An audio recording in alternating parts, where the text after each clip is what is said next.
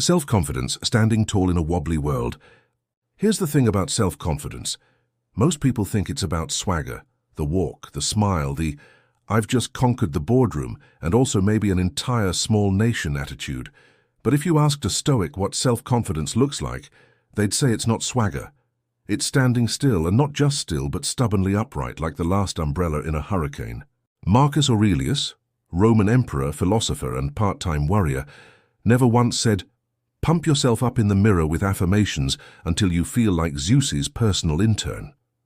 Instead, he muttered to himself about how people would be annoying, how bad luck was basically baked into the recipe of life, and how none of that should knock him off balance. Confidence for him wasn't about believing the world liked him. It was about knowing he didn't need its approval. And let's be honest, most of our confidence crises come from imaginary tribunals in our heads. You trip on the sidewalk and suddenly you're convinced that every single passerby has marked you down as clumsy oaf 310 would not recommend. The Stoics would tell you that A, nobody cares as much as you think they do, and B, even if they do, so what?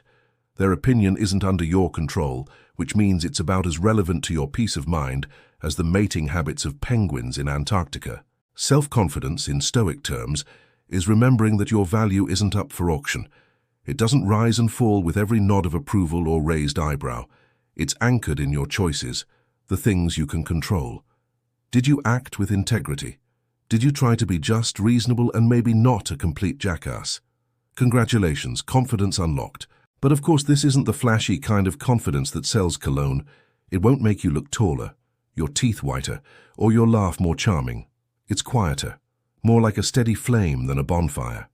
It says, "I'm okay with myself, even if the world's gone barking mad." Which, let's face it, it frequently does. Now, to be clear, Stoic confidence doesn't mean never doubting. Marcus Aurelius doubted himself constantly. He just wrote those doubts down in a little journal instead of letting them rent out the penthouse suite in his brain. The trick wasn't pretending he was flawless. It was remembering that flaws don't cancel out dignity. You can be both a mess and respectable, provided you carry the mess with a certain amount of grace. So the next time you find yourself doubting, channel your inner Stoic. Don't puff yourself up like a balloon. Balloons pop. Be more like a stone column, chipped, weathered, maybe a pigeon roost or two, but still standing tall, because real confidence isn't loud. It's stubbornly, gloriously unshakable. If you enjoyed this video, please like and subscribe. See you next time.